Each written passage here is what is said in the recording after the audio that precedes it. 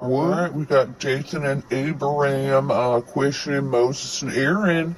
And so Moses, this is how you shall know that it was the Lord who sent me to do all I have done, and that it was not I who planned it. If these men die in an ordinary death, merely suffering the fate common to all mankind, then it was not the Lord who sent me. But if the Lord does something entirely new, and the ground opens its mouth and swallows them alive down in the netherworld with all belonging to them, then you will know that these men have defied the Lord. No sooner had he finished saying all this, than the ground beneath them split open, and the earth opened its mouth and swallowed them and their families and all their possessions.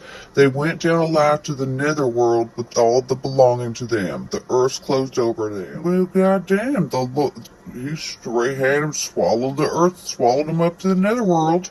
And then as Aaron and them backing away, fire from the Lord consumed the 250 men who were offering the incense. So, I mean, at least he follows through his word. If he says he's gonna kill him, he's gonna kill him. I mean, he don't lie. I respect that. So Miriam has died. The people were pissed again because they were in the desert. They didn't have no water. So the Lord gave them the staff, and Moses and Aaron made water out of the rocks. And the Lord said to Moses, because you were not faithful to me in showing forth my sanctity before the Israelites, you shall not lead this community into the land I will give to them. And so then Edom refused to let them march through, so they went to march around. They got to Mount Hor, and because of the sin, Aaron had to die. So Moses and Aaron and his son Eleazar went to the top of Mount Hor, and they stripped him of his garments, and Aaron died, and then they put him on Eleazar. Okie dokie, so Aaron is dead. Now, the people are complaining again because they're out in the desert, and you'd think they'd learn by now, but nope, they still want to complain. And so, what do we got here? Oh, the Lord is sending down a bunch of fucking snakes to bite them and shit. So, in punishment, the Lord sent among the people seraph serpents, which bit the people, so that many of them died. Then the people came to Moses and said, we have sinned in complaining against the Lord and you. Pray the Lord to take the serpents from us. So again, Moses prayed, and they took the serpents away. Make a seraph and mount it on a pole, and if anyone who has been bitten looks at it, he will recover. I'm about sick of these censuses. We're at census number 2 right now, and it's just listing off all these names and whose clans they are, but the clan is the same, just with, at the end or something like that. Gileadites, some bullshit like that. Like, I feel like we could have just had a footnote, like, please see Appendix A for a list of who was there. For the attendee list, the VIP list, what the fuck ever you want to call it. I think it's ridiculous that we got to keep repeating all this shit. Come on, a footnote. A footnote would be fine. We can edit this down. Do they have a Cliff Note version for this? Well, it's nice to see that the Lord wasn't entirely a sexist piece of shit, with all of the menstruation sinning and stuff and having to make yourself whole and atone with the sacrifice. I mean, he did agree that if a man did not have any sons, the daughter would be the heiress of his land or whatever or not it is, the heritage. Pass on the heritage through the daughter if there's no son. So, Good to know. Oh shit, y'all. Remember how the Lord killed Aaron because they gave them water in the desert and he said he rebelled against him and he got all pissed off? Well, check this shit out. Plot twist. The Lord said to Moses, go up here into the Abiram mountains and view the land that I'm giving to the Israelites. They finally made it, y'all. They're gonna get their land they've been promised, the land of milk and honey. Anyways, when you have viewed it, you too shall be taken to your people, as was your brother Aaron.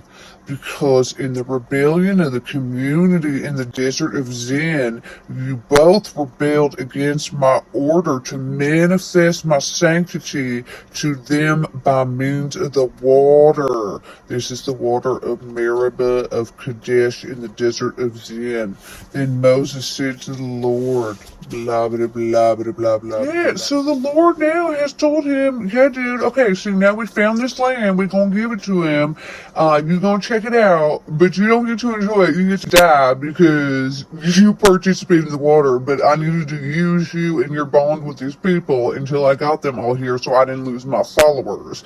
And so now, not only that, but now he has to appoint his predecessor, who is Joshua, whoever the hell this is gonna be, and he has to like train this Joshua or some shit on how Passover stuff works. I'm not real sure. I'm at the new moon feast in chapter 28 of Numbers, so we shall see how this goes. Yeah, I'm anxious to see how Moses ends up getting knocked off. Well, here we go again with all these ritual sacrifices and meals to praise the Lord and, repent and all this shit.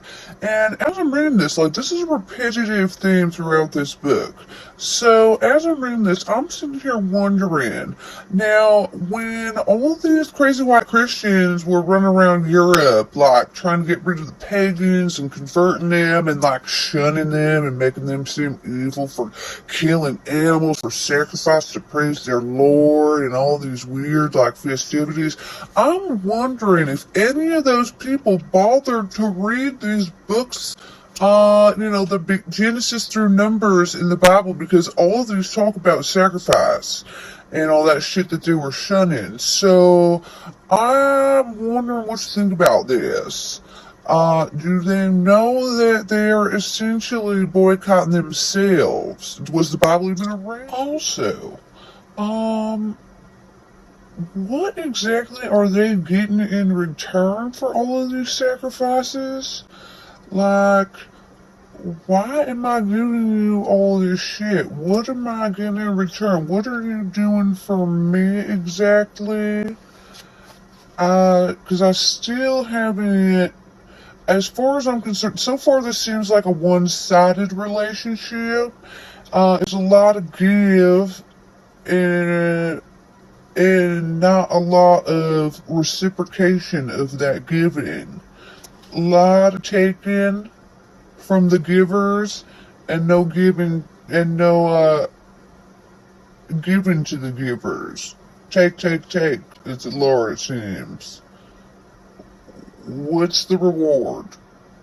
I read all this shit while I'm laying in bed at night, and I also smoke weed while I'm reading this, and it's just kind of a way to get me to go to sleep. And I gotta say, I'm not a big meat eater, but all these sacrifices and meals that they keep talking about, I go to bed kind of craving some beef jerky type shit, and then I wake up wanting cereal in the morning. And I know they're not talking about Lucky Charms and Cinnamon Toast Crunch and that in here. They're just talking about some weird grain shit. But yeah, I wake up wanting Lucky Charms every day now. So I can't wait to get to the part where they stop discussing their menu. Oh man, I could get behind this. When a woman, while still a maiden in her father's house, makes a vow to the Lord or binds herself to a pledge, if her father learns of the vow or the pledge to which she bound herself and says nothing, to her about it, then any vow or any pledge she has made remains valid. But if on the day he learns of it her father expresses to her his disapproval, then any vow or any pledge she has made becomes null and void, and the Lord releases her from it, since her father has expressed to her his disapproval. Man, that would have saved my ass so many times. All them bad decisions, all my daddy would have had to done was say, nope, sorry, and I would have been scot-free. Fucking amen. Oh, well, I guess they were just talking about marriage. If that's the case, I'll bet my daddy wished that was still the case now, seeing that my sister is about to be a divorcee.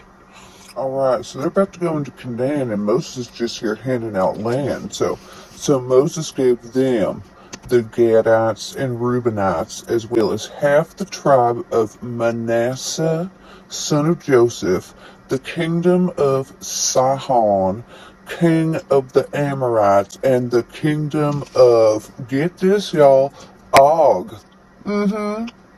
That's my motherfucking last name. I'm one of the original kingdoms, bitch. Oh, yeah. Oh, you think there's like some inheritance I'm entitled to?